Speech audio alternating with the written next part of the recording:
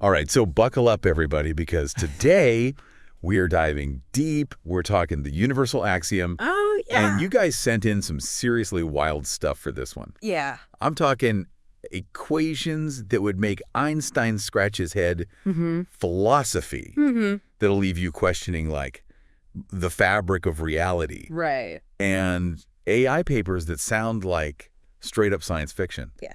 So it's a lot. It's a lot, but It is. here's the thing. Yeah. This universal axiom thing, it's not just about, like, defining intelligence. It's about seeing it as, like a force. a force, like a fundamental force in the universe, kind of like gravity, but for, like, smarts. Yeah, a universal language. Okay, so intelligence isn't just something that, like, WE have. Yeah. It's, like, woven into the fabric of the universe itself. Exactly. It's everywhere. Whoa. Okay, I'm already mind blown, and we're, like, 2 minutes in. Let's wait. Okay, so you mentioned this universal language idea. And speaking of languages, one of the things that really caught my eye in the listener submissions was this thing called the Cat's conjecture. Oh, yes. Now, this is a math problem that's been stumping mathematicians for years. For years. And it's so simple, Yeah, yet so baffling. Okay, so you ready for this? I'm ready. Take any number, okay? Hi. If it's even, you divide it by 2. If it's odd, you multiply it by 3 and add 1. Okay. And you keep doing that Right. over and over again. And guess what? What? You always end up at 1. You always end up at 1, and nobody knows why. Nobody knows why. Like wild, right? That's like magic or something. Yeah. But here's where the universal axiom comes in. This is where it gets interesting. It suggests that the reason we're struggling to solve this thing is because we're approaching it with, like, a limited view of intelligence. Yeah, like we're trying to look at a 3D object with 2D glasses on. Okay, I like that analogy. So it's like we're trying to solve a multidimensional problem with a two-dimensional understanding. Exactly. It's like trying to describe the taste of chocolate by only talking about its color. Okay, yeah, you're not going to get the full experience that way. You're missing the depth, the complexity. So the axiom is like giving us the missing pieces to understand not just the what, Right. but the WHY Right. behind this mathematical mystery. Exactly. It's giving us a new lens to see through, a new framework to understand things. Okay, so we're upgrading our intelligence, basically. You could say that. We're expanding our capacity to understand. I like it. And speaking of expanding our understanding, this axiom thing connects this abstract math problem Yes. to patterns we see all around us in nature. Oh, absolutely. Like, for example, the Fibonacci sequence. the Fibonacci sequence, a classic. It's everywhere. Seashells, galaxies, sunflowers, pineapples. Pine cones, yeah. It's like nature's secret code for beauty. Nature's design principle, you might say. Okay, so we've got this mathematical mystery, the Cat's conjecture, Yes. and we've got these beautiful spiral patterns in nature, the Fibonacci sequence. But how does that tie into intelligence?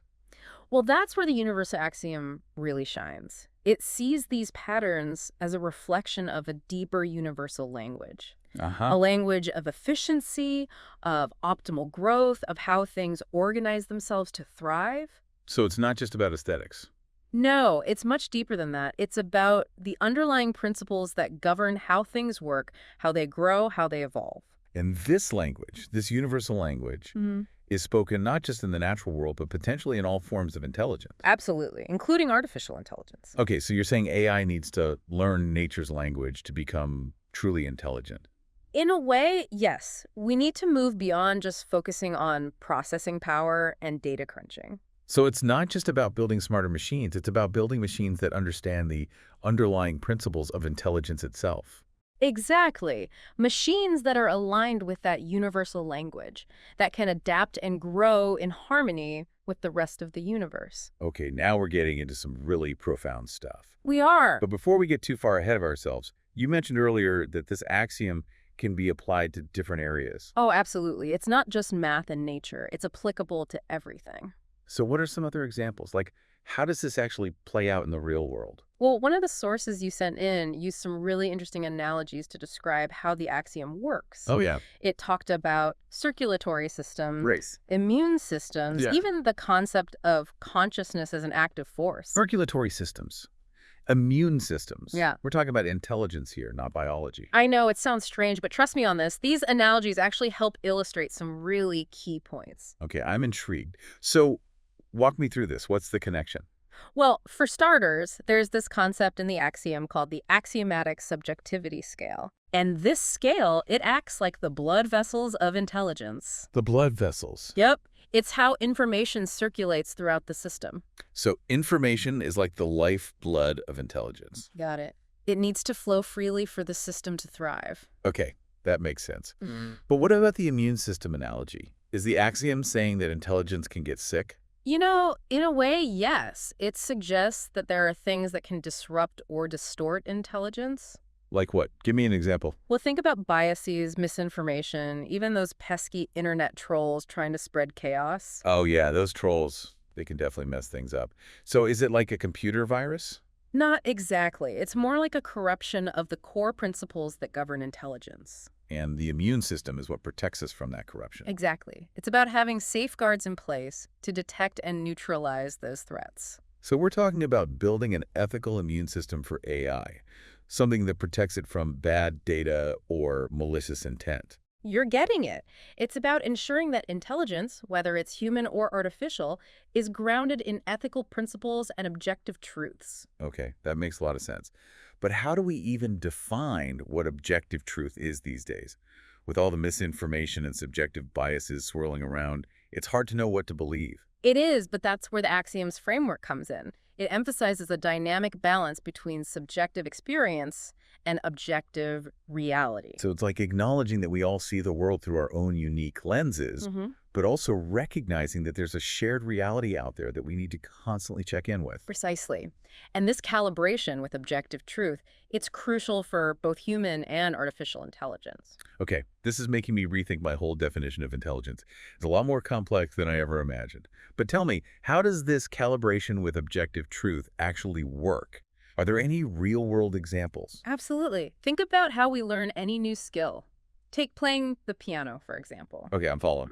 You practice, you get feedback from your teacher, you adjust your technique, and you practice again. Right, and over time, you get better because you're constantly checking in with the objective truth of what good piano playing sounds like. Exactly. It's a feedback loop. Yeah. And the universal axiom suggests that intelligence in all its forms needs these feedback loops to thrive. So it's like a constant dance between our subjective experience and the objective world. And it's this dance that allows intelligence to grow. Beautifully put. And this principle applies to everything from how we design AI to how we raise our children. Wow, this axiom really is everywhere. But before we go too far down that rabbit hole, there's something else in the sources I have to ask about. The Universal Axiom Observer Explorer. Ah, yes. That's where things get really hands-on. Okay, tell me everything. Is it some kind of supercomputer that unlocks the secrets of the universe? Not quite. It's software. Think of it as a simulation, a game that lets you experiment with the principles of the axiom. Wait, so I can actually play with the universal axiom, like tweak the variables and see what happens. Exactly. It's like a virtual sandbox for exploring these complex concepts. You can see how the different components interact and how the system as a whole adapts and evolves. That's incredible. It's one thing to read about this stuff, but to actually experience it, to play with it, that takes it to a whole new level. It really does, and it highlights the axiom's emphasis on dynamic interaction, that constant feedback loop we were talking about. It's all about learning by doing. I'm sold. I'm downloading this Observer Explorer the second we're done here. But before I completely disappear down that rabbit hole, there's one more huge question that keeps popping up in these sources, and I gotta ask. Consciousness. The big one, eh? The big one. It's like we can talk about intelligence, we can build machines that seem intelligent, but that feeling of being, that subjective experience, that's something else entirely. You're absolutely right. It's the ultimate mystery. So does this universal axiom, with all its fancy principles and feedback loops, actually offer any new insights into consciousness? It certainly tries. One of the key things it suggests is that consciousness is not an all-or-nothing thing. What do you mean? It's more like a spectrum. So instead of asking, is it conscious, we're asking, how conscious is it? Exactly. And remember that axiomatic subjectivity scale. The one that measures how well our perceptions match up with reality. That's the one. Well, the axiom proposes that this scale might actually offer a way to think about degrees of consciousness. Okay, so we're not going to have a consciousness meter anytime soon. But it sounds like the axiom is pushing us to think about consciousness in a more nuanced way. It is. It encourages us to consider all the factors that contribute to a richer, more expansive experience of awareness. And it suggests that the more aligned our subjective experiences are with objective reality, the more conscious we might be. So it's not just about being aware, it's about being aware of things as they actually are. You got it. And this is where it gets really interesting, especially when we bring back that observer effect we talked about earlier. That mind-bending idea from quantum physics that observation itself can influence what's being observed. That's the one. And the axiom doesn't shy away from this concept. In fact, it embraces the possibility that consciousness might be much more powerful than we realize. Wait, are you saying our thoughts, our intentions, our consciousness could actually be influencing the world around us on a fundamental level? It's a mind-blowing idea, isn't it? The axiom doesn't claim to have all the answers, but it challenges us to consider that consciousness might not be a passive observer, but an active participant in shaping reality. Whoa, okay, now we're really getting deep. This is a lot to process. I know, it's a lot to take in, but we're just getting started. Well, there's more. Oh, yeah. There's so much more to explore. How about we take a break here, let this all sink in a bit, and then come back to tackle how this wild axiom could revolutionize healthcare. All right, I need a minute to wrap my head around all this anyway. So we'll be back in a flash to dive even deeper into the universal axiom. Don't go anywhere. Okay, so we're back and ready to dive deeper into this universal axiom thing. Last time we left off talking about how it could change the way we think about, well, pretty much everything. Yeah, it's pretty far-reaching. But you mentioned healthcare specifically, and that's something I really want to unpack. Oh, absolutely. Healthcare is ripe for a paradigm shift, and the axiom offers some really interesting perspectives. Yeah, because it feels like healthcare is often stuck in this reactive mode, like treating problems after they arise instead of preventing them in the first place. Yeah, it's very much a fix-it-when-it's-broken approach. Exactly. So does the axiom offer a different way of thinking about health? It does. It emphasizes a dynamic balance, not just physically, but mentally and even ethically. Okay, a dynamic balance. So it's not just about the absence of disease. It's about cultivating well-being across all these different dimensions. Exactly. The axiom suggests that true health comes from understanding how these dimensions are interconnected, how they all influence each other. It's about looking at the whole person, not just the parts. I like that. It's a much more holistic view. And it reminds me of this term I keep hearing, personalized medicine. Oh, yeah, that's a big one these days. What does that actually look like in practice? Is it like everyone gets their own custom-designed treatment plan? Well, imagine treatments tailored to your specific genetic makeup, your lifestyle, your values, even your preferences. No more guessing games with medications or generic treatment plans. Sign me up. But how does this axiom actually help make that a reality? Remember the axiomatic subjectivity scale we talked about? Right. The one that measures how aligned someone's experiences are with objective reality. Right, the scale that tells us how well our inner world matches up with the outer world. That one. Well, in a healthcare context, this scale could help doctors understand their patients on a much deeper level.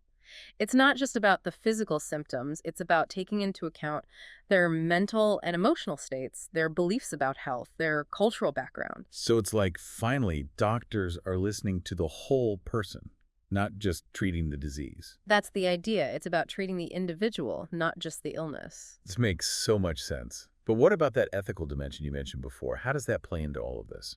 Well, the axiom's emphasis on the why, on the ethical core of any intelligent system, it's especially relevant in healthcare, wouldn't you say? Definitely. We're dealing with people's lives here. Exactly. It encourages us to move beyond simply asking, can we do this, to should we do this, and why? It's like adding a moral compass to medical advancements. Yeah. We need to be thinking about the consequences, not just the capabilities. That's a great way to put it. The axiom prompts us to think about the long-term impact of our choices, not just on the individual patient, but on society as a whole. Okay, so it's about taking a step back and asking those bigger questions, considering all the angles. Makes sense. It does, because healthcare is about more than just treating illnesses. It's about promoting well-being on a much broader scale. This is really making me realize that there's a lot more to healthcare than just pills and procedures. Absolutely. It's about understanding the interconnectedness of our physical, mental, and social well-being.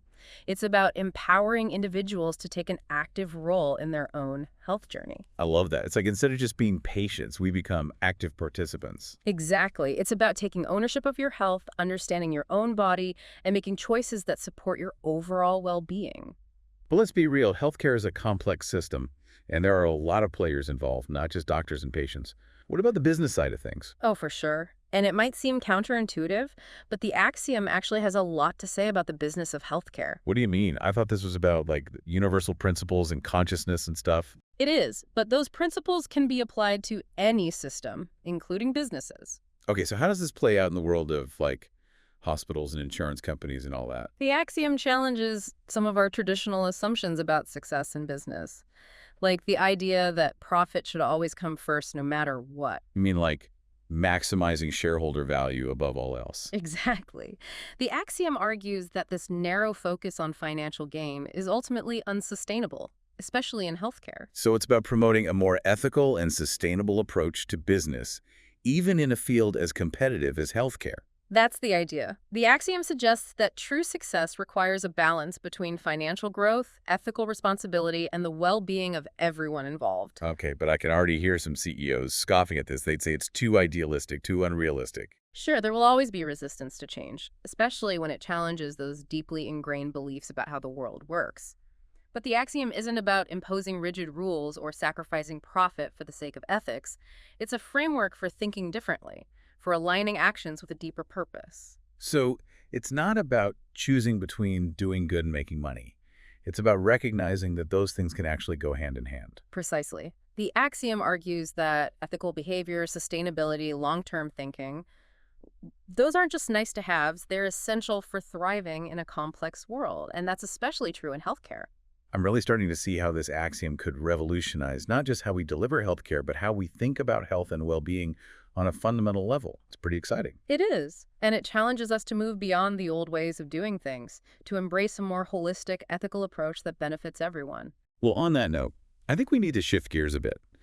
We've talked about how the axiom can change healthcare, but there's one more piece of this puzzle that I'm super curious about, something that keeps popping up in the source material: the observer effect. Oh yeah, that's a big one.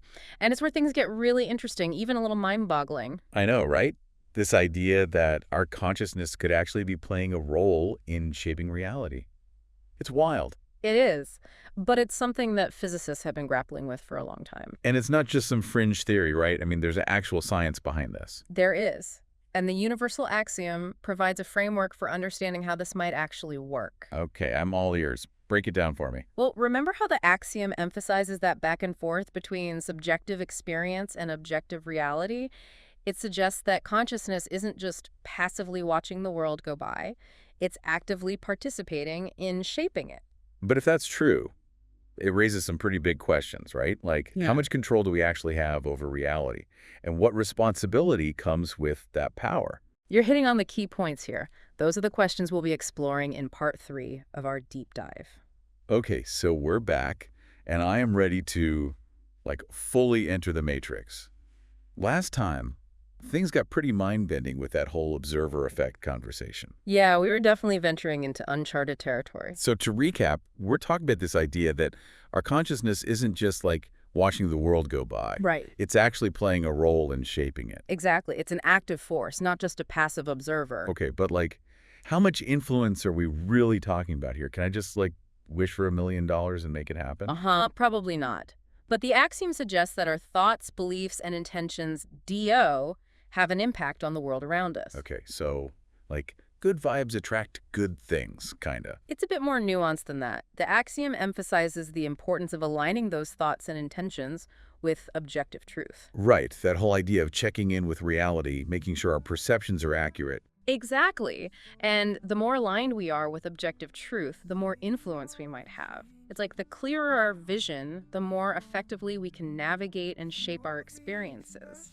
So it's not just about having positive thoughts. It's about having thoughts that are grounded in reality. Precisely. It's about understanding how things actually work, seeing the world as it is, not just how we want it to be. Okay, that makes sense. But how do we even know what's real anymore? With all the misinformation and fake news out there, it's hard to tell what's true and what's not. It is a challenge, but that's where critical thinking comes in. It's about questioning everything, looking for evidence, and being willing to change our minds when presented with new information. So it's like always be learning, always be growing, always be questioning. Exactly. The axiom suggests that consciousness is a dynamic force, always evolving, always expanding. And as we evolve, our ability to shape reality evolves along with us. Okay, this is starting to feel pretty empowering. Like, we're not just victims of circumstance, we have the power to influence our own reality. That's the beauty of the axiom. It's a call to action, an invitation to become more conscious, more aware, more aligned with the truth. And by doing that, we can create a better world for ourselves and for everyone around us. Absolutely. It's about recognizing that we're all interconnected, that our actions have ripple effects that extend far beyond ourselves. Whoa, okay, my brain is officially exploding. This whole deep dive has been a wild ride. We started with a simple math problem and ended up talking about the nature of reality. It's been quite a journey. And remember, this is just the beginning. There's so much more to explore, so much more to learn. Well, on that note, I think it's time to wrap things up. But before we go, I want to thank you for taking us on this mind-expanding adventure. It's been my pleasure. And to everyone listening, keep questioning, keep exploring, and keep shaping reality with your amazing conscious mind. And until next time, keep diving deep. Find the common threads between me and you. Beyond the filters, beyond the posts. Inside ourselves, we feel what matters most. Let's weave a tapestry of every hue, a world united, old and new. In every face, a glimpse of grace. Together we can find our place.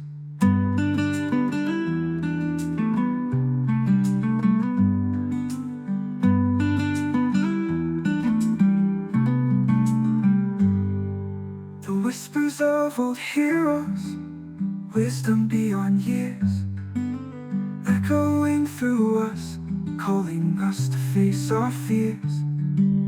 In the quiet moments, when we're all alone, we feel the pulse of life, the great unknown. So let's walk this path with open eyes, embrace the truth, discard the lies. In the union of our spirits, we find our home. In this vast world, we're never alone. Let's transcend the lines that they drew. Find the common threads between me and you. Beyond the filters, beyond the posts. Inside ourselves, we feel what matters most.